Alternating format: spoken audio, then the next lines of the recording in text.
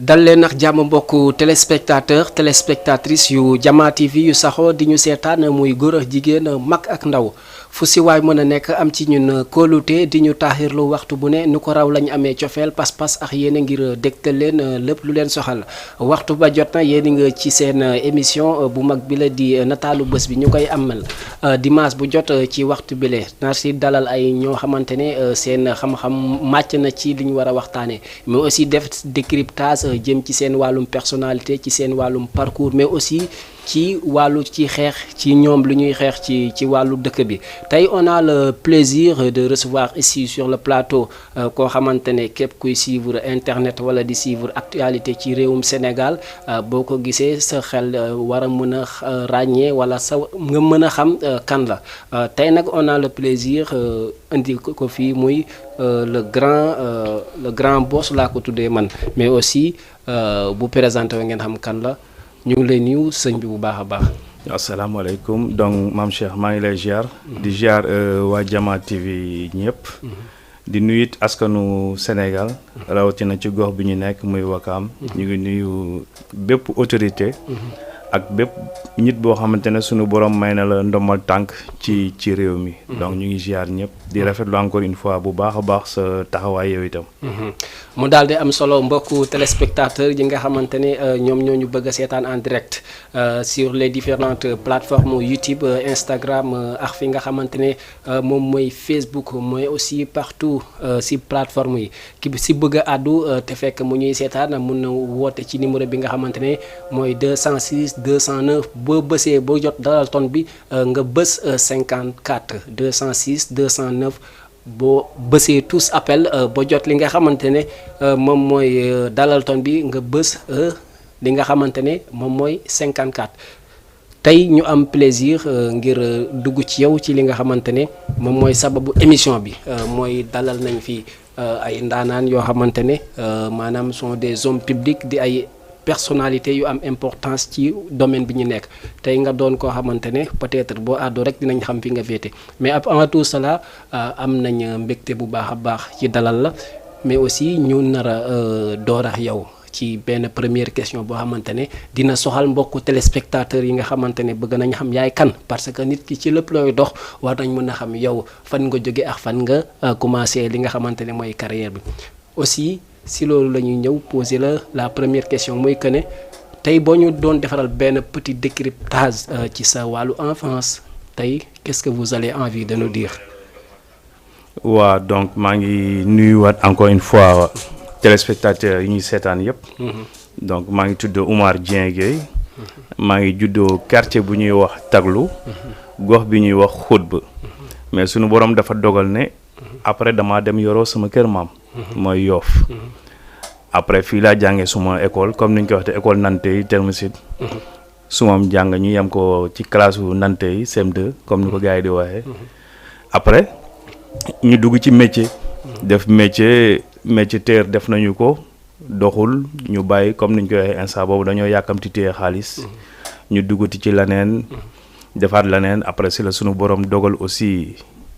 ñu génnoon tuuti dem ba ci réewum Baye Naar ñibbisewaat toog après nekkaat ci liggéeyu guddi gi comme ni ñu koy waxee disons di liggéey ci liggéeyu guddi. avant liggéey guddi nag sunu borom dogaloon na ñu dugg aéroport doon fa liggéey. 11 septembre ñun ñu commencé woon le 20 septembre 2000 mooy attentat yi ñu doon fa liggéey comme sûreté. aéroportier quoi. donc comme ñu def ko tënk noonu rek. ñu màggee Wakaam. yaroo it ci suñu keppaaru waajur. di leen sant di leen gërëm di xam ne bu ñu amee fit rek. ñoom ñoo ñu gunge. macha allah tey tamit ma amoon question bu ma soxal mais aussi gëm naa ne soxal téléspectateurs yi tey da nga nekkoon un enfant terrible wala koo xamante ne il était un enfant calme ou pas. waaw j'étais un peu terrible nag moo taxoon ñu jël ma yóbbu ma sama kër maam quoi. dama terrible woon. ok parce que souvent quand vous êtes un enfant wakamois souvent da ngay ànd ak rigueur quoi. maanaam bëri fit comme souvent niñ ko doon waxee. booy wakaam la maanaam day xaw a terrible mais à part cela sa njàng da di loo xamante ne say waajur ñoo la si sooxewul woon wala dem ba si biir xam ne maanaam il est temps mu uti leen ou pas yow da nga bàyyi ni jàng aveuglément. non si benn moment forcé nañ ma pour ma jàng mais lu nekkul si xelu nit ki moom. kenn mënu ko ci dugal quoi. loolu moo waraloon su ma teel a arrêté suma njàng mooy CM2 lañ arrêté. après toog 1 an après xaw ma daal dem def métier. dugg ci mécanicien na mécanicien neexul dem def tailleur comme noonu quoi. voilà. ok mais da nga yor benn tour boo xamante ne mooy Omar Gueye Dieng bi la ñuy jàpp santanee la beneen askan wala Gueye bi la ñuy jàpp ne lébu. non c'est-à-dire su ñu ne Omar Gueye Dieng. man maa def loolu.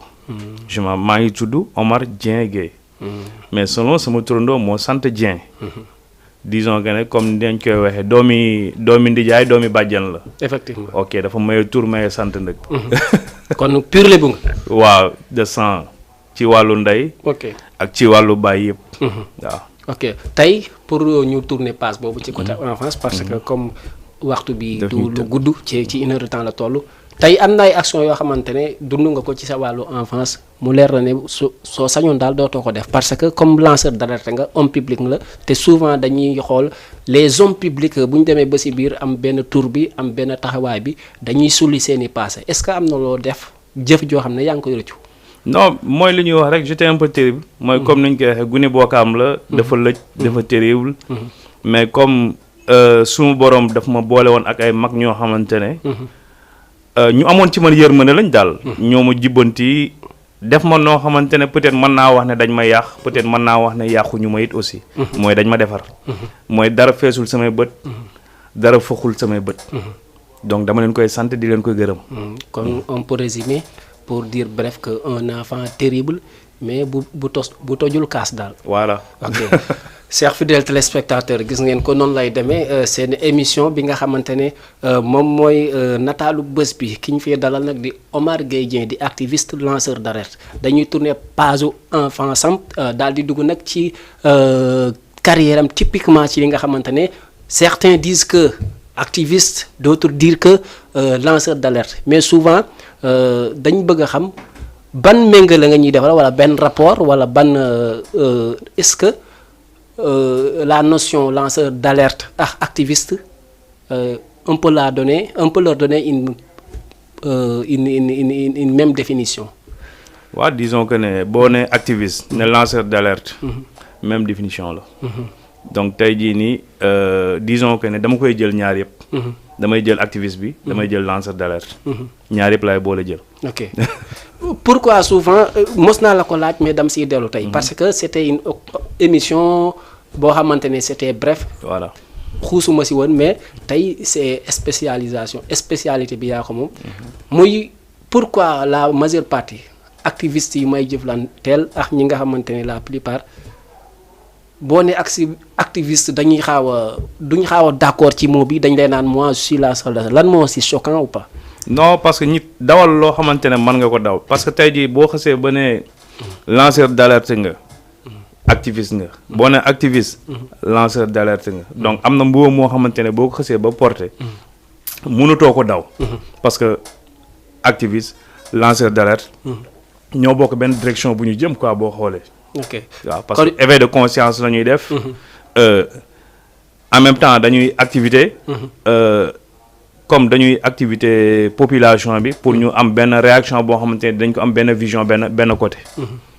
mais jamono ji ñi mel fële bu tàkkee ñu ne diw la am ñu ngi ko askanalee muy les activistes parce que ñoom ñooy bañ yenn ci dëkk bi ñoom ñooy def des alertes yow du la choqué souvent nga romb ñu ne kële activiste la. non avant doon na ma choqué. mais actuellement nii duutuma choqué parce que xam nga lu tax du ma choqué. parce que comme niñ koy waxee nit. des fois day toll foo xamante ne nii. duutu yow quoi su mën a duutu yow parce que lu mu bon yow boo waxee dina am ñaar ñu la déglu donc ñaar ñooñu ñu ngi am lu ñuy jël ci yow donc tey jii kii nga xam ne mënul àgge fenn fi yow boo fay yegg donc yow yaa ko mën a wax li nga xam ne mooy li xew. ok mu daal di am solo foofu dañ fay gën a xuus yow ci ban lan moo la motiver nga tëb rek parce que nekkoo joueur nekkoo athlète peut-être xaw ma si dara mais nga tëb nga choisir doon lanceur d'alerte daa am loo xamante ne rancœur la woon ci yow wala benn des points négatifs yoo xamante ne da nga ko gis maanaam ci société bi ou pas lan moo la dugal effectivement. non du rancune. mais des fois da ngay toog. nga xool ci gox bi nga dëkk. nga xam ne ça va pas donc biñ ciy dugg ci période avant politique lañ ci duggee woon. nga toog yor sa comme niñ koy waxee télé ci poche. nga def sa vidéo bu gàtt nga lancé ñaar ñetti nit rafetlu ko. donc nga ne li ngay def nii am na solo comme noonu. loolu moo ñu ci dugal mais du comme quoi que ne dafa am rancune booy demee. ak li nga xam ne doon na xew ci sa gox. mooy amuloo foo ko yuuxoo. amuloo foo ko waxee fenn nga ko mën a waxe mooy sa portable nga ko mën a waxe donc li ngay wax sa portable nga dem ba am ci ay nombre de vues yenn yi. nga am ay nombre de suivants tam. kooku dañ koy rafetlu di ko sant suñu borom mais du suñu njàmbaarte. wala du suñu ngóora quoi duudu. voilà mais dans ce cas un fait majeur bu am Sénégal. daa bokk ci la si dugal wala bu am à Dakar ou plus particulièrement à Ouakam boo xamante ne ab gàkk la nga ne tomb bii de moo gën a tax ma influence wu dugg ci mbir. non plus particulièrement Ouakam moo ma influence. parce que yàqu-yàqu bi dafa bëri woon. injustice bi bëri fi. kenn xamul fooy daw laaxu kenn xamul kan la. su ma ne kenn xamul fooy daw laaxu kenn xamul kan la mooy ku ne xam nga li xewoon Ouakam. donc kenn amul fu ñu ko jooyee. mooy ñi fi nekkoon. ak ñi fi nekkoon ndombal tànk yëpp. ñoo jël exemple alalu askanu Ouakam. ku nekk def caxaj ñi mu la neex. am kilifa yoo xamante ne dañu toog seen biir kër na ñoom seen yoon nekku ci. am jeunes yu mel ni man tam yu toogoon na seen yoon nekku ci donc tey bu ñu demee ba génn di wax dañ koy sant yàlla. looloo ñu ci dugal quoi. ok dans ce cas tamit est-ce que doo si am des retours yoo xamante ne. Positif mais moi je considère que mënul ñàkk tamit des retours négatifs comme quoi dëgg la ñii dinañ comprendre ne activiste mais est-ce que du am ñoo xam ne dañuy gis ne yow da nga leen di jaay jikko booy lébu la fii ñoo ko moom genre yooyu maanaam duñ comprendre le slogan total quoi. non pourtant parce que tey jii nii bu fekkente ne da ngay jaay ne man booy lébu la wala booy nangam. dafa am benn affaire boo xamante ne man tout le temps dama koy wax. mooy kii nga xam ne Ouakam la juddoo. kooku doomu Ouakam la nit mënu ko génne Ouakam. kii bàyyam juddoo Ouakam doomam juddoo Ouakam. est-ce que mën nga ko génne Ouakam. lan nga ko ëppale ci Ouakam. tey am na koo xamante ne tey jii papam moo fi dëkk. mu juddoo fi maase ak ñun. kooku papam am na fi titre foncier. am na koo xamante ne moom man ñoo maase. papam juddoo fi amu fi titre foncier. donc tey jii nii képp ku juddoo Ouakam rek doomu Ouakam nga. ok léegi souvent. dam lay jox la même question que notre confrère bi nga xamante ne mooy Pape Matar li mu waxoon notre avocat là di Souleymane Ndéla Ndiaye ne ko mosoo gagné procès mais j'ai envie de vous dire que est-ce que yow am na combat boo porté ba mu am benn succès wala ba mu am benn résolution mu leer na lii sa taxawaay mu tax. non peut-être am na peut-être amul. mais des fois di nga génn nit ñi solliciter ci li nga def. di ko rafetlu. parce que comme niñ koy waxee des fois dinañ toll foo xamante ni nit ñi duñ mën a génn wax. mais yow soo génnee wax rek dina am ñoo xamante ne dinañ rafetlu li nga wax. te dañ lay bàyyi xel ne la li nga wax noonu la. mais taxul nga fàttaliku nga ne combat bi même bu dee sax benn un petit fait boo xam ne leer na leen sa njàppandal ak maanaam ndogalu yàlla moo tax nga réussir loolu. non man damay jàpp ne gagné gu ma benn combat xam nga lu tax. parce que comme niñ koy waxee fi ñu jëm. dafa sori. te yoon bi dafa bëri ay xaaxaam. mais aussi âge baa ngi dem te y a des petits activistes. non mais au-dessus de la âge baa ngi dem. y a des petits activistes du màgget. ah bon mais am na fooy journaliste day màgget. journaliste. si. na lay màggetee. journaliste boo demee ba am benn relais. boo xam ne mu ngi sa ginnaaw. ñëw nga dem maanaam ba xamante ne maanaam ci sa wàllum liggéey. amatoo crédibilité. foofu màgget nga. lan mooy activiste lanceur d'alerte. lanceur d'alerte. donc. paa bi nga xam ne màgget na. mu toog biir këram. mu yor téléphone am ci poche. su ko neexee def vidéo am. wax li muy wax mu lancé ko. ok donc xam nga mode bi ngeen ne day jékki rek refléter benn boy wala indi benn kii souvent yooyu tamit est-ce que yaa ngi siy bàyyi xel. mais loolu mooy àddina. parce que tey jii nii da nga koy xoole ci côté politique rek. parce que tey jii dafa ñëw rek refléter Ousmane Sonko. mu doon benn phénomène. lépp loo gis noonu lay demee ci àddina. ok lan mooy sa rapport ak activistes yi nga xamante ne sont des lanceurs d'alerte nekk fii au sein de la commune de Ouakam ban rapport ngeen am. ñi fi nekk ñëpp de passage maa ngi leen di nuyu mooy comme Souleymane. comme Modou Koumba. Papa Laye. ak Grand Kéba. Alpha Ba. ñoom ñëpp rapport bu nice lañ am. parce que comme niñ koy waxee ñun ñëpp ay doomu Ouakam lañ. dinañu saafonte.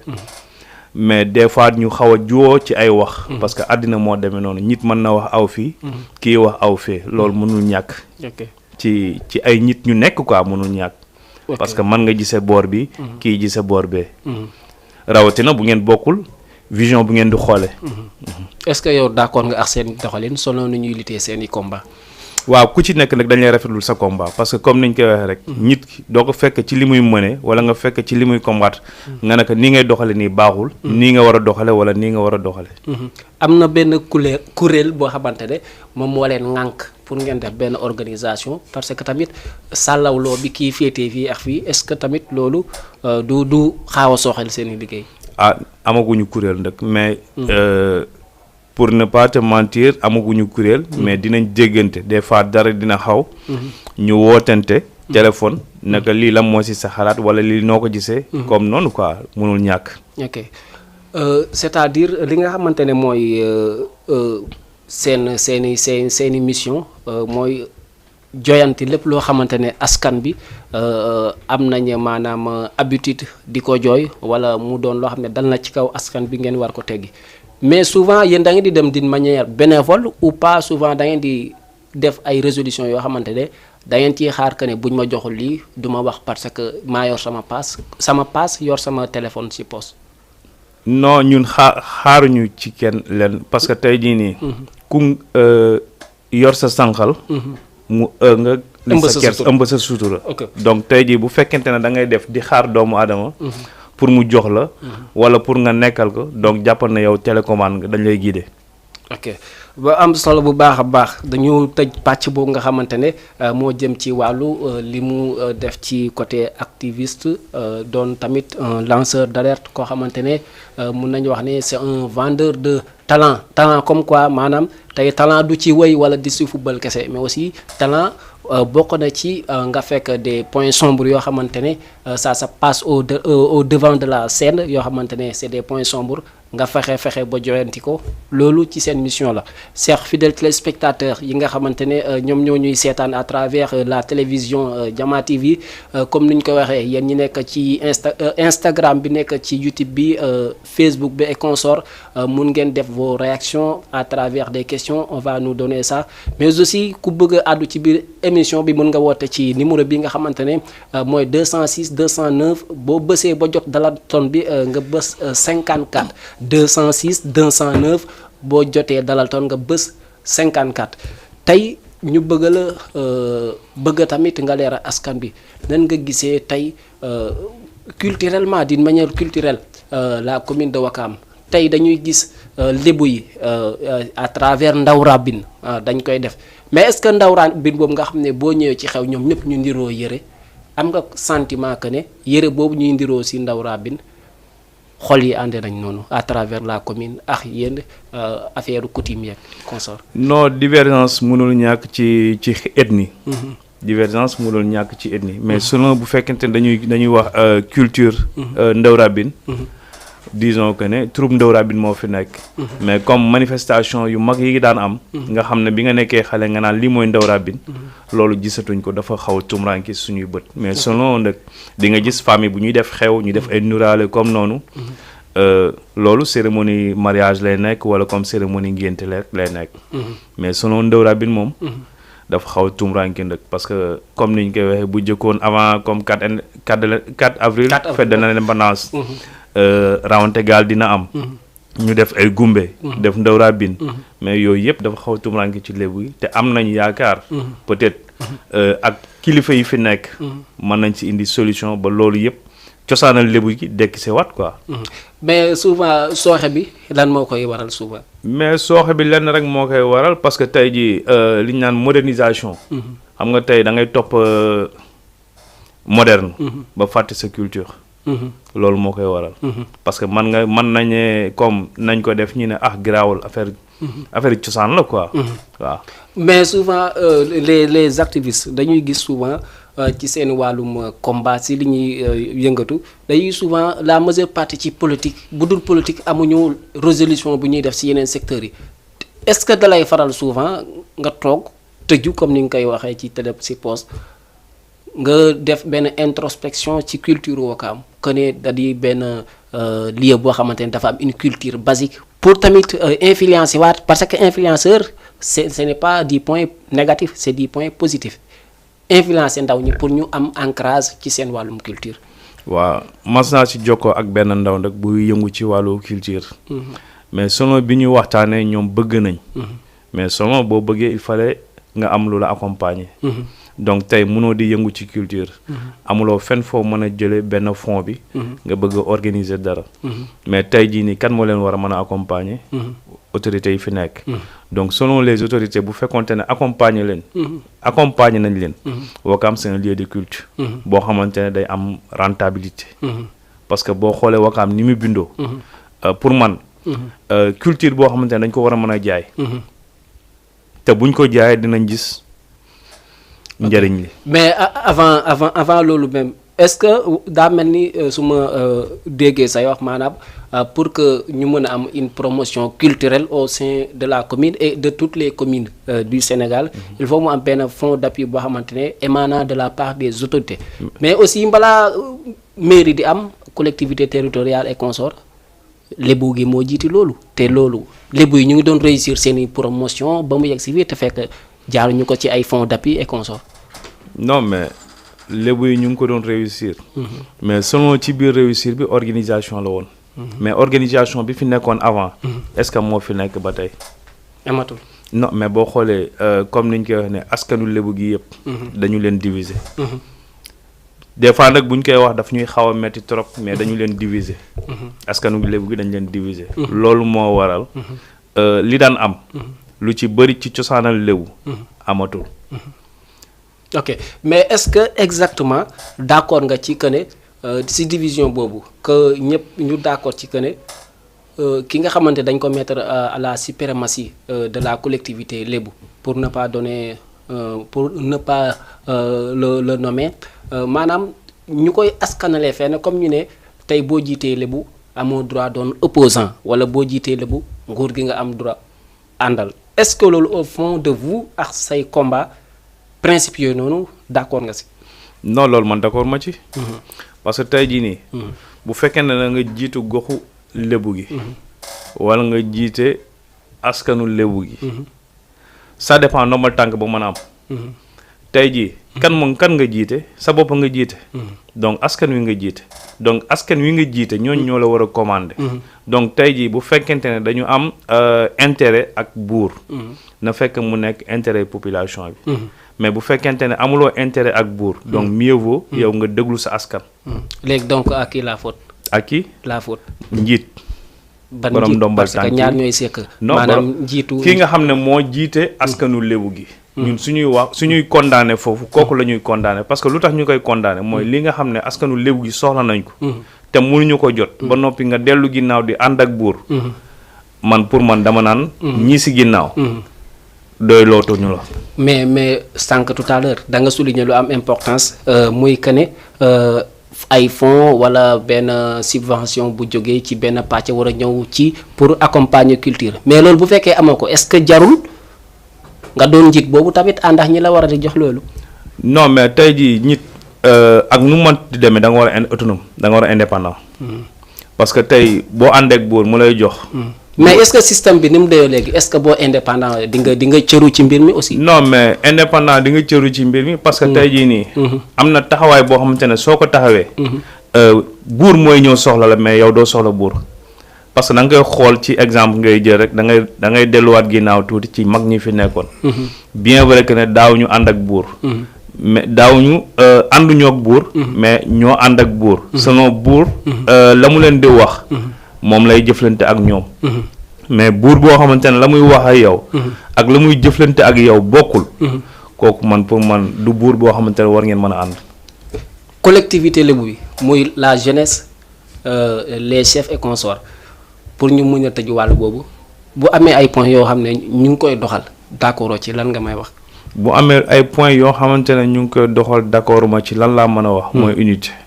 unité mooy askan wi yëpp muy Wakaam di Ngor di Yoff dañu war a doon benn. comme mag ñi fi nekkoon ni ñu nekkoon benn. donc suñu ne benn rek mooy tëj na lépp. ok lan nga gis nga ne c'est un point focal boo xamante ne falilaahi alhamd maanaam d'accord nga si totalement. ci seen doxalin. rafetlu nga ko. fa dëgg na yàlla moom. dama leen di jox cëru kilifa rek. mais amul doxalin boo xamante ne rafetlu naaw ko parce que mënuma nangu gox boo dugg. ok mënuma nangu gox boo dugg. nga fekk fa ñaari borom ndombal tànk. kii aw gauche kii aw droite. donc ñooñu seen jëflante seen doxalin ak seen jëflante waroo ko rafetlu. mais est-ce que naka jekk collectivité yi du demee noonu parce que est-ce que naka jekk du demee noonu parce que maanaam mbir mi daal noonu la war a mën a demee. maanaam du yomb ci ab dëkkum lëmb ñu ne diwa jiitu. parce que njiit tamit ni muy doonee benn mun na ko doonee ñaar. non warul demee noonu. parce que xam nga tey jii nii. bu fekkente ne. da nga nekk Ngor. wala nga nekk Yoff wala nga nekk Wakaam. am jaraaf yi aw nee. am jaraaf yi aw nee. mais ñooñu ban intérêt la ñuy dox. est-ce que intérêt askanu Wakaam la ñuy dox. mais c'est le cas pareil comme vous les activistes parce que laaj naa la sànq. nga ne ma booloo goo leen est-ce que li leen dal yéen ndaw mi dalul mag ñi tamit. non c'est-à-dire su ma ne la booloo guñu. mooy tey jii nii. ci jëflante. am ngeen intention ci jëflante ñu ngi jëflante. mais jaraaf yi tamit ñu ngi déggante. di rafetlantu ay sorties di partagante ay sorties. mais tey jii nii ci jaraaf yi tey. est-ce que di nga gis jaraaf bi aw fii kii aw fële. ñu invité kii benn cérémonie muy dem na kii kaay ñu dem. si foo ko gisee. si au moins man xam naa ne dëwur exemple. non dëwur day réew la waaw mais aussi même échelon bi la quoi. parce que c'est des chefs coutumiers. dëwër leer na ma ne lu ma gàtt gëstu xam naa ne moo wax jaraaf mos nañ bokk oto. waa dégg moom laa lay wax dama na la. xam naa ne Alioune Diagne Alioune jaraaf Al. xam naa ne lu mu gàtt maamam. ak maamu jaraaf Youssou Ndoye mos nañ bokk bool añ wala reer. loolu lu ma wóor la. léegi nag loolu bu fekkee continuer wuñ ko. ci ñoom la mais seen devoir mooy émission bi. c'est devoir mooy ñu s'unir. ok léegi comme ni nga ko waxee ñoom. ok mooy jaraaf bi. ak ñii ñoo ànd. jaraaf bi. ak ñii ñoo ànd. mooy jaraaf da ngay am sa saltige. da ngay am sa ndey ji réew. da ngay am sa farba. da ngay am sa nu ñu koy waxati. sa laman. sa yëpp. donc ñii xëccu jaraaf yi yëpp. mais comment nan la mën a nekk yow nga ne jaraaf nga kii na jaraaf la kii na jaraaf ñoom ñett ñëpp. ñu bokk benn ndombal tànk. mais division boobu est-ce que du état moo koy faral. waaw mais état moo koy def. parce que tey jii état bu bëggee li bu soxlaa ci gox bu ñëwee. ñan lay jëkk diviser. mais ñi fa nekk ay kilifa lay jëkk diviser ba pare parce que boo xoolee Wakaam ñun loolu moo ñu dal. dañu diviser ba pare tey jii mënuñu yóotu dara mënuñu xeex dara ñu jot ko. ok. lu la état dig daf lay nax. lan la ñu état dig lu mu ñu mës a dig nax nañu. ba tout dernier moment. toogoon naa sa plateau fii mu wax loo ko. lan la woon exactement. man la woon estat dig nañ ñu estat. dañ ñuy nax.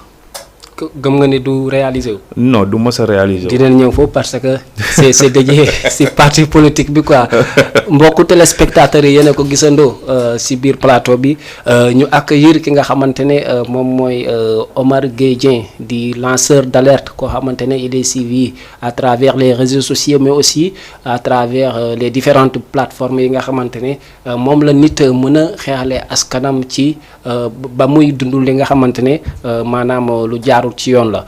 yéen ñi bëgg àddu ci biir émission bi tamit mun ngeen woote ci numéro bi la di 206 209 boo déggee dalal ton bi nga bës 54 tey dama bëgg ñu dugg ci ci domaine société bi ni muy doxee maanaam gis nañ maanaam li nga xamante ne ci maanaam wàllu environnement laa bëgg ñu waxtaanee bi pa dañoo gis Ouakam am na canal boo xamante ne ça traverse les Ngor pour se projeter à la mer mais dañoo gis tamit état zone de captage mu génnee benn somme bu 16 milliards daal di ko siy dugal pour la réfection de ces canaux là et pourquoi pas Ouakam et pourquoi pas tamit loolu ñu def ko ci côte ouest bi mu ndar kepp mais dafa mel ni daa am fu mu xaw a féete loolu au début li ñu doon wax ne président décaissé na somme bu toll nii pour teg ko ci ndoddu commune Ouakam est-ce que gisoo ne il est temps aussi certaines infrastructures routières gars yi jóg si et maintenant comme canal bi nga gis ni am na fu ñuy tuddee xaw ma yàq njàpp xaw ma je ne sais pas ces noms là loolu est-ce que Ouakam war loon dépasser foofu. si. comme niñ koy waxee. waxoon naa la ko fii. dama la koy waxaat. donc tey jii nii. ñun suñu maire. moom la état soxla. nit ki bu la soxlaa ne la kaay ñu liggéey. la mu la digoon yëpp. bu la ko defalul. donc am naa yaakaar na yàq njàpp bi ñuy wax ni du la ko defal. lu tax ma ne du la ko defal parce que tey jii nii. feebaru Ouakam yëpp. avant ki fi nekkoon bu fi jógee lan moo tax mu jóge fi mooy assainissement bi. mooy ñëpp ci loolu lañ ko doon collé ñëpp ci loolu lañ doon yuuxoo. donc tey jii nii yow waroon nga def le maximum possible. même bu fekkente ne dafa am secteur boo xamante ne changé nga tuyau bi diamètre yi fa nekk. mais loolu continuité la war a nekk. mais man xam nga laa mënul gëmal. mooy taxale tapal. laa mënul gëm. nit booy mëne benn affaire da nga koy mëne ba mu jeex tag ba mu yegg. nga door a xool leneen looy def. ok la majeure partie des gens dañuy wax ne maanaam bu yoon jeexul waaxusul si jeex waaxusil du jeex est-ce que gis nga ni lii c'est un moment spontané boo xam ne dafay dakk wala da nga ni nga ko gisee nii da nga gis ne avec les ruissellements des eaux là est-ce que vous êtes espérant que y aura des solutions dans l'avenir. nit ku nekk kuy dund yaakaar rek ngay am. peut-être comme am na secteur boo xamante ne. changé na diamètre bi. nañu toog ñu xool ndax dina yokk. wala dina continuer. wala du continuer. mais feebaru Ouakam. mooy assainissement bi dafa war a mën a yegg ñu rey ko benn yoon mu dee. moo gën tout le temps ngay dugg ruxu bi di toj. wala ruxu bala di bënn. loolu mooy feebar. ok léegi mais comme ni nga ko waxee canal bi. canal bi mën nañ ko liggéeyaat. mais bu fekkente ne da nga ànd ak état. état defal la benn fonds donc lan nga doon def ci état. tey man su may ànd ak état ma nekkoon commune bu Ouakam may ànd ak état mais day fekk man. li nga xam ne moom la ma askan wi teg. état jàppale ma ci. li ma askan wi sas. état jàppale ma ci ma ànd ak état. ok ba am solo ba tey ju des ci wàllu côté environnement bi et consort c'est des on dirait pas rumeur mais c'est des échos qui nous arrivent dans les oreilles. mooy que ne da ngay semaine yi lay passé dañ gis benn genre vent Ouakam jóg am na beaucoup de commentaires sur ça. deuxième chose dañoo daal di gis tamit li nga xamante ne maanaam tàkk-tàkk ci ab terrain loolu noonu à travers cela loolu c'est une manque de sécurisation ou loo xamante ne da nga jàpp ne c'est passager et yow ban cri de cœur nga am. bay def si loolu tàkk-tàkk ban gazon bi wala. si. bu fekkente ne kii bi ni ñu koy waxee calaweer li nga gis cité avion. loolu moom li ñu koy waxee dëkk boo gis dina fa am comme ni ñu koy waxee Ouakam. c'est naturel. c'est naturel da nga daan gis ci àll bi fii ñi ñi. est-ce que c'est pas les grands-mamans de Lébu là. non da nga daan gis fii àll bi nekk est-ce que du cosaanu Lébu yi genre dégg nga da nga daan gis fii àll bi nekk nii mu am calaweer tey fi ñu dëkk muy daw di dem. donc loolu moom. ok mook doomu aadama ñoo ànd ci kaw suuf quoi disons. mais tey bu ñu gisee tàkk-tàkk gazon bi ngay wax. man dama naan naïveté la. comment. xam nga lu tax mën a naïveté la. parce que man pour man. doo jël benn somme bi. nga investir ko ci dara. te fa nga ko war a yóbbu. amaguloo ko même bu fekkente ne dañu xaw a dellu ginnaaw tuuti ñu ne dañ ko doon def pour terrain camp Mamel. ok lañ leen joxoon terrain. même bu dee quand même lañ leen jox terrain. terrain bi sotteegul wala dem nañ ba mu sotti. lalatuñ ko fa. 3 ans 4 ans. li ngay garder 3 ans 4 ans amuloo foo ko teg. sa équipe. nekkee en difficulté de finance. donc pour man. la ngay jël di ko denc. jaay ko. équipe bi am benn fonds de ressources. ba bu ëllëgee. yow di nga mën jëndiwaat gazon moo gën nga jël ko. teg ko benn côté. disons que ne même bu dee ay 50 de millions wala même bu dee ay 20 de millions. fi ñu ko teg. amul benn sécurité. mais avec tous ces conflits là et problèmes Wakamois yi dañuy jàpp ne dañoo juum ci pal ou pas parce que boo nee problème de financement jëm ci maanaam équipe Wakam bi nominément Izo est-ce que dans ce cas mën nañu wax ne Wakamois yi dañ juum ci palin parce que ki fi ne léegi dañ ko nawoon ci ay jéego ci sport ba teg ko fi. waaw non ki fi nekk dafa am programme bu mu jaayoon nit ñi ci ay jéego. programme bu mu jaayoon nit ñi. ñu teg ko fi. selon programme bi mu jaayoon nit ñi peut-être am na loo xamante ne réussir ko woon. donc tey jii ki fi nekk comme président US Wakam mooy réussir na ko. donc ñun lenn la ñuy mën a am. mooy dañuy rafetlul Alfred. comme ni ñu koy waxee mooy projet bi mu décroché. mais dana gagnant du gagnant. US Wakam moom yëfam. moo loué.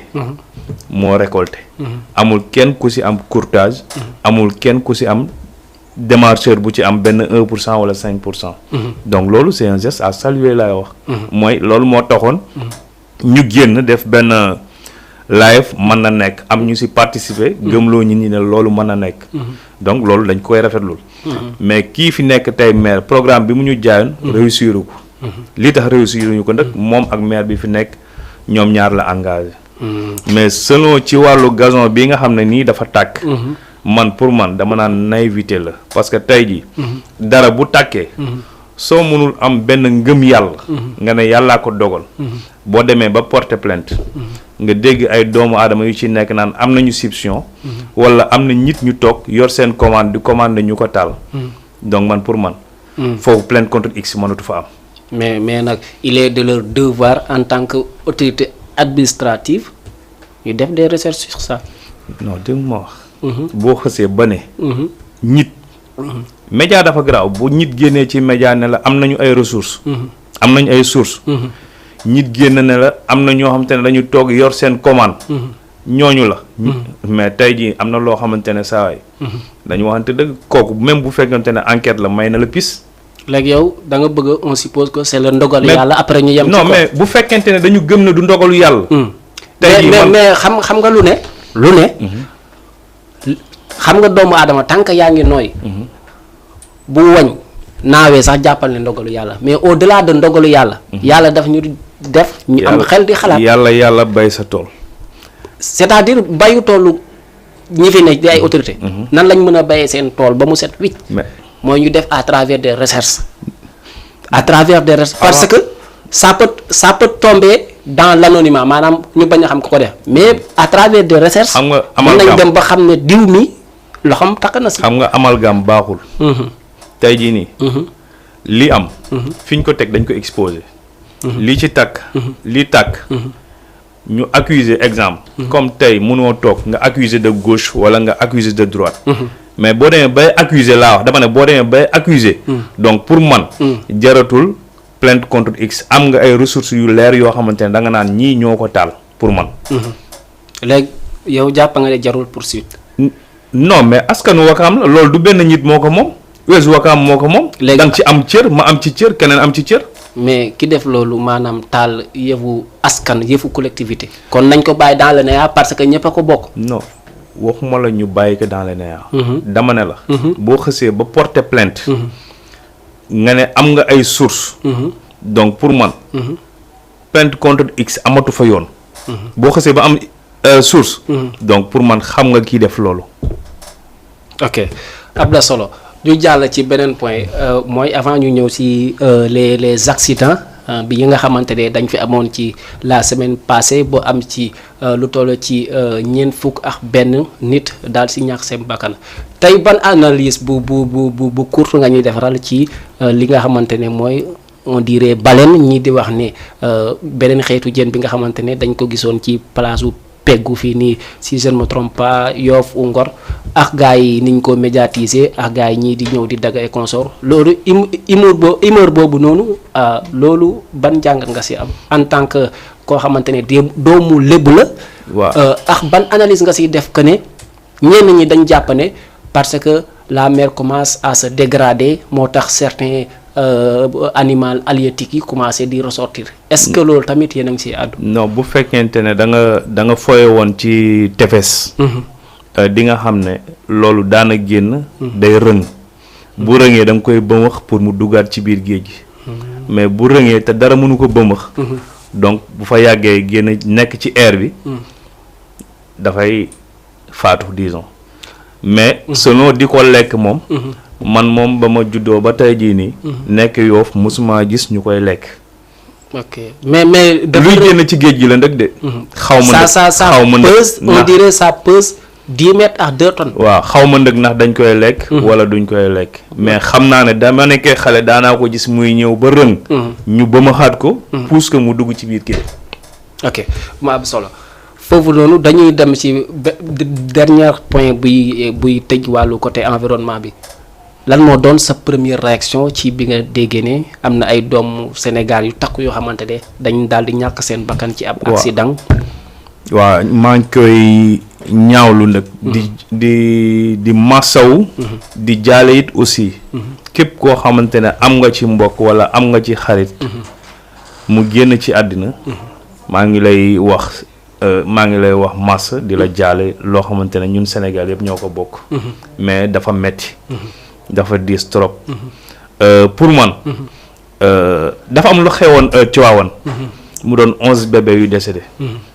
mais comme ni ñu koy waxee rek. ku xamul sa ànd boo yéeg ñu ne la wàcc. xam nga lu tax ma ne la ku xamul sa ànd boo yéeg ñu ne la wàcc. mooy jamono bi loolu amee Tivaouane 11 bébés la woon. lii ñaati personnes ñoo ci décédé 50. 45 personnes ñoo ci décédé. 41 ñoo ci décédé. 11 bébés yi. defuñu conseil des ministres dañu def décret Diop Sarr wàcc parce que Diop Sarr moo tooñ boppam moo ne woon deretam marron beige moo ci nekk.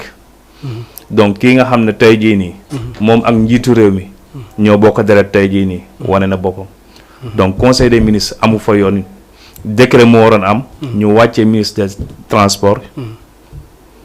mu dem yoonam. kon sa première analyse. sama première kon da nga jàpp ne défaillance bi si am maanaam c'est de la part des autorités du pouvoir. défaillance bi si am. défaillance ministre des transports la bi mu fi nekkee ci transport ba léegi. est-ce que li mooy premier cas boo xamante ne accident am na wala grève. amoon na fi. fan la mujjee grève bi fi newoon grève transporteur yi fu mu mujjee. mais est-ce que boo demee bu accident bu amee première réaction yi. ñu daal di koy gàll ci ndodd ki nga xamante ne moom moo ŋànk lépp lu jëm ci transport te accident bi fi mu amee on dirait que c'est une route bien bitumée. accident bi fi mu amee c'est une route bien bitumée. ça c'est vrai mais dama ne la. 11 bébés yi fi amoon. Abdoulaye Diop Sarr. décret moo ko wàccee. donc lii 41 personnes la. donc pour man le ministre décret moo koy wàcce. mais comme niñ koy waxee. après nag. dafa am loo xamante ne dafa laaj. kon dafa am dóor doom laax doom. mais man loolu laa gis dafa am dóor doom laax doom. ok léegi parce que comme niñ koy waxee tey jii nii. li nga xam ne am na. ñibi. amul benn Sénégalais bu ko rafetlu. mooy ñun ñëpp dañ koy ñaawlu. mais aussi te di wax ne aussi tamit nga bañ a basé wu est-ce que du baax nga bañ a basé wu totalement sur l'aspect du ministre. parce que tamit il faut tamit citer parce que nit ñi dañ lay seetaan. parce que il faut nga citer la responsabilité totale des conducteurs yi nga xamante ne. dañoo def accident ci anam boo xamante ne responsabilité bi dañuy c'est des responsabilités humaines mais qui leur reviennent en première. xam nga tey jii nii chauffeur bi jóg. di transporter ay doomu aadama. ñaanu yàlla def accident. du dëgg kiy jóg di transporter ay doomu aadama di dem.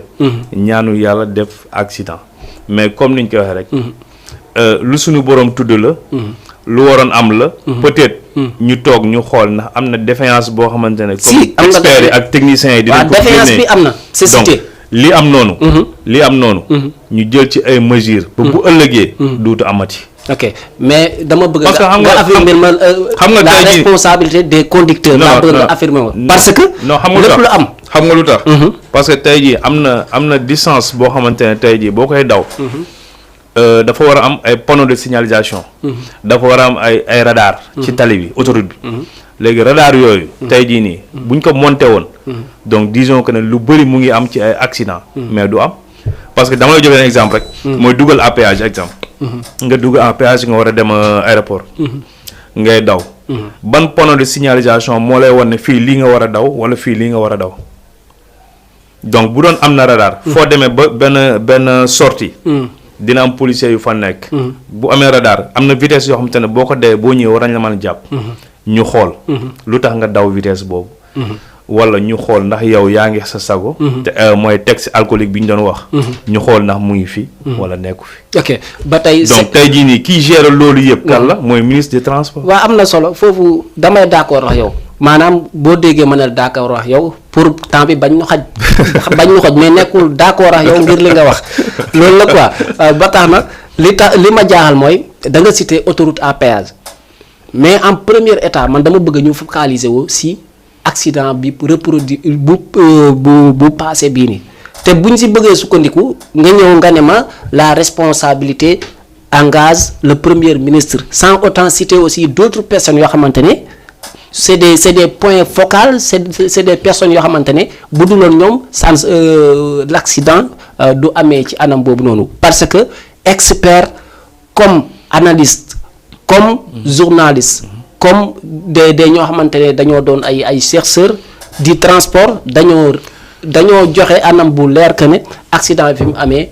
au temps normal waruloon mën a am kon mënuma comprendre nga ne le ministre sans autant citer tamit je sais pas accident fi mu am waru woon am mais est-ce que au temps normal guddi la accident bi am est-ce que accident bi fi mu am na panneau de signalisation yu wane ne kii tant de kilomètres la war a daw wala nii la war a mën a dawee c'est-à-dire 70 wala 60 wala 50 est-ce que am na ay panneaux yu koy indi parce que xam nga tey jii booy wax nit ki da nga war a respecter code de la route mais nit ki bu laa respecter code de la route day fekk moom mu am lu mu fekk ci tali bi di ko wax ne yow nii nga war a doxale nii nga war a doxale waaw ok xam nga daa am lu ñuy tuddee réflexion maximum ak réflexion minimum tey le minimum bi nga xamante ne ça peut aider un conducteur bu ñu waxee te yàlla tax rek ça été là foofu à Kaffrine kon tey man li nga xamante ne je sais pas sa position peut-être sa postulat moo la mën a wax comme vous êtes porteur de voix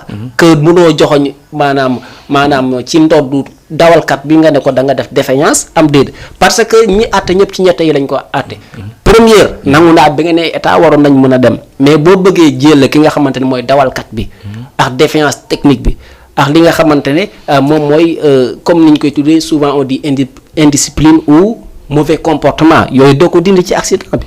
non loolu ak chauffeur transporteur ñoo ànd. parce que boo ne indiscipline. mu ngi ci. boo ne nu ñu ko waxati seen auto défaillance. da ciy nekk. donc am na loo xamante ne déggu ma la wax. gis nga tey jii nii Sénégal man pour man. mais dagguma la sax de dagguma la baal ma. mais benn affaire dafa am yow ni nga analyser accident bi après l'accident nga analyser man les causes principales laa la laaj. yow les causes yi nan nga les zones d'ombre. mais yow après bi accident bi amee gouvernement bi son comportement loolu nga ma wax. non avant accident laa la wax. avant accident su ma ne la tali bi. waroon na am loo xamante ne day réglementé. vitesse bi nit ki war a mën a daw donc kooku doo bàyyi ba après accident nga koy door wax. mais yow est-ce que. parce que tey jii est-ce que doo est-ce que sa argument boobu doo si xaaw a wet par rapport à d'autres xam nga lu tax. mënuma comprendre nit ñi bu ñu la lee Macky warul am 3e mandat. dañ lay wax ni teguñu ko ci ñàkk liggéeyam si côté infrastructure. tey boo ñëwee nga ne tali bi ça ne va pas aussi. loolu est-ce que da nga wax amalgame boobu mais est-ce que du nekkul yaa nekk ci amalgame boobu. non waxuma la amalgame de waxuma la tali bi ça ne va pas dama ne la. tali bi Macky même bu dee liggéey na. tali bi dama ne la tali. disons que bu fekkente ne dem nga génn nga tuuti. am na loo xamante ne buy am ci tali. tali dafa war a am. panneau bu lay indiquer mais tali boobu noonu amul panneau bu lay indiquer mais kenn du ne nag amul technique wala amul défaillance wala comme amul comportement indiscipliné. wala kenn du la ko wax parce que nekkuñu fa woon. mooy ñaari chauffeurs yi la ak passagers yi. mu doon guddi. nit ku ne la nii la demee wala nii la demee rek. lu ko neex lay wax. ok vous avez le plein droit mais j'aimerais aussi nga citer la responsabilité totale des faits mais dañuy jàll ba tey dugg purement politique ci côté infrastructure yooyu nga tudd sax tey dañoo nekk ci contexte politique boo xamante ne la plupart des Sénégalais bu ñuy argumenter dañuy wax le président de la République. maanaam ci côté maanaam infrastructure ces travaux publics et consorts dañ koy magnifier ba discours de la nation bi nee na y a 60 chantiers publics yoo xamante ne ñu ngi en phase de construction pour servir le Sénégal d'après tout cela gars yi wax ne ils n'ont pas du tout avec le troisième mandat avez-vous ce même avis là? waaw comme ni nga ko waxee le président mu ngi nekk en chantier. chantier yaa ngi dem. Sénégal mu ngi taaru. comme niñ koy waxee xamuloo. crédit bi ñaati année la. xamuloo sa site koy fay wala sama doom koy fay xamoo temps d'année lay durer. dañ koy rafetlu projet comme niñ koy waxee. réew pour mu développer wala pour mu am benn aller retour mu gaaw. il fallait infrastructure bi. mu dox. donc selon bu fekkente ne ci wàllu troisième mandat ngay wax. man pour man dama naan loolu duutu débat. parce que tey dafa am loo xamante ne Macky daf ko waxoon. mooy julli gi ñaari ràkk la. kabar bu njëkk bi juróom-ñaar la. deuxième kabar bi 5 ràkk la. mais dafa dellu ginnaaw mënu leen. dinaa réduire opposition bi jusqu'à. fi mu toll nii sa plus simple expression donc fi mu toll nii xam nga lu mu def. ki nga xam ne moo doon ñi nga xam ne ñoo doon wër di wax ne 2 mandats la ñooñu la jël indi leen ñooñu di waxaat beneen discours. comme tey exemple maître. Madior Ismaïla donc tey jii nii kooku est-ce que tey yaa ngi dégg nit ñi di wax naan kii duutu jàngal sama doom wala kii. du kii ma jàngaloon moo taxaw nii. donc pour man nag dafa am loo xamante ne nit ki soo ko xësee ba wax ay nit même bu duutul décret. am na loo xamante ne kàddu kilifa ngor moo koy sàmm. mais est-ce que dañuy wax ne gedd mooy ki nga xamante ne gis nga loo lekk mais du mooyu lekk gi te Sénégal bu fekkee d'accord nga ne Macky Sall liggéey na ba liggéey jotee boo ko nee jóge fi est-ce que tekkiwul gedd ci Sénégalais yi. Macky liggéey na bi liggéey jotee nga ne ko jóge fi. est-ce que du ab gedd bu doon ay la. non du doon gedd xam nga lu tax du doon gedd. mooy dañu war a weesu foo xamante ne ku ñëw da nga fiy toog 3 à 4.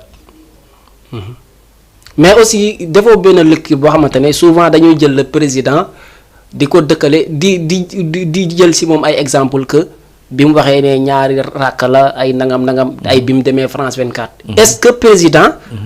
constitution moo koy doxalal wala kàddu moo koy doxalal. mais constitution mooy doxal. question comme ci wàllu julli nga joxe misaal ci Macky Sall tey Macky bu doon juma taxaw Sénégal ñëpp ne leen su ma demee sama premier ràkk Isa Dia lay tari. Isa Dia lay tari. bu demee wax ne xul yaa ayyuhal kaafiroon ci premier rakkam. defe naa ne. fen astaghfirullah maanaam wax na waxu bu. waroo mais yàqul ji lépp. si kon Macky ci gisoo ne ci mandaam wax na wax bu waroo mais tamit yàqul dara ci. mais xam nga bi ñu demee ba ne nul. nul. léegi nga xam ne ñun nante CM2 yi sax. xam nañ ne dañ ne nul ne peut faire plus de 2 mandats consécutifs. donc loolu rek pour man. mais aussi ça c'est est-ce que n'est-elle pas une traduction littéraire comme ñun profanes yi ñoo koy liiree doonu parce que nul parce que Sidi va à l'école am na ñu koy déggee neneen. Sidi va à l'école. Sidi va à l'école. nul ne peut faire la quoi. ok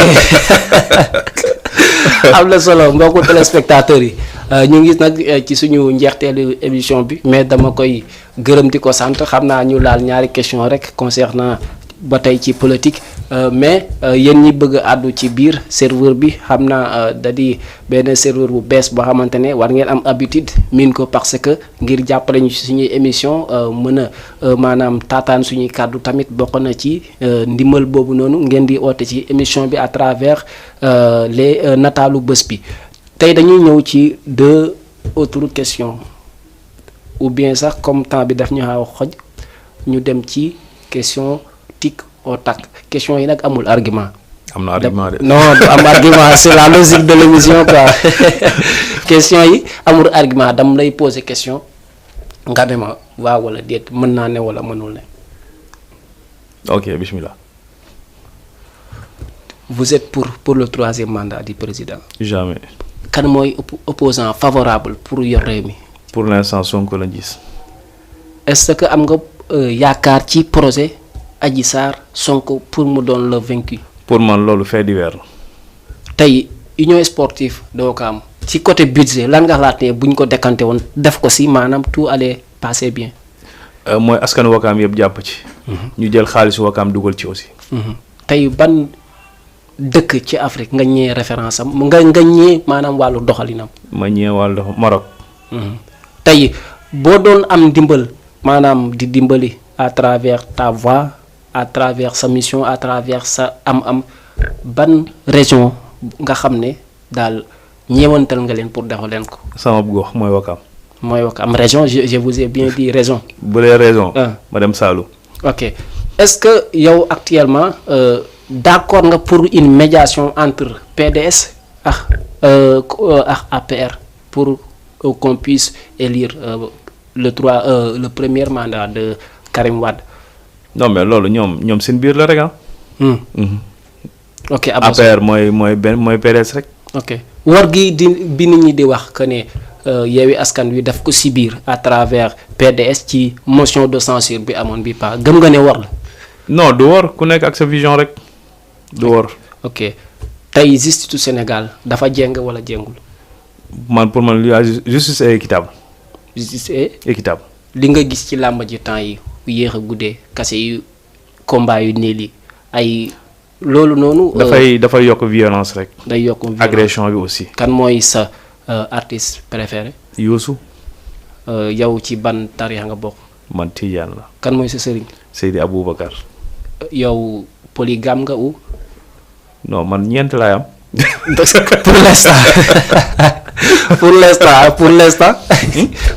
pour l'instant ñeent laa am. lan mooy sa mbëbët ak sa projet boo xam ne bëgg nga ko. sama mbëbët ak sama projet boo xamante ne bëgg naa ko. mënuma la wax na lii la mais mënuma wax mais nit ku nekk. am nga sañ-sañu. di ñaan yokkute. ok mais comme niñ koy waxee nag bu gars yi xamee fa nga jëm. dañ lay teel a jëm. dernière question allez-vous être politicien dans l'avenir ou pas. ça dépend rek sur la vie. On avait un plaisir de vous recevoir sur le plateau. C'est votre ami, votre fidèle koo xamante ne vraiment c'est bon de débattre avec lui parce que il offre toutes ses pensées. ñu baale nga tàggatoo mbokku téléspectateurs yi. donc maa ngi lay gërëm maam Cheikh. sama sëriñ nga di la ziar. di rafetlu it aussi émission bi mënoon naa ñëw nga. coin sama tànc ma. macha allah mais j'espère que ne. macha allah alhamdulilah quoi ñu ngi rafetlu bu baax nag. kaddu yi. bu jubee. ñun la su dëngee su jubee. sunu borom la. bu dëngee ci ñun la. donc maa ngi gërëm képp koo xamante ne yaa ngi bàyyi xel Omar. di gërëm it samay kilifa samay waajur. di gërëm it samay soxna.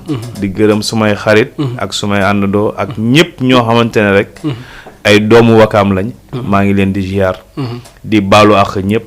di nuyu ndëkk sama ëttu kër maam ñëpp maa ngi leen di ziar ku lim rek da ngay juum. donc maam Cheikh maa ngi lay waat encore jërëjëf. te na laan nga ñaanal ma comme yaay sama sëriñ. yow la gën a kontaan chers fidèles téléspectateurs de la télévision Diama TV on avait un grand plaisir et un bonheur total de vous recevoir sur le plateau lui Omar Gueye Dieng tey nag loolu lañ leen indiloon ci seen émission nataalu bés bi ñu leen di jox dig daje ba ëllëg incha allah.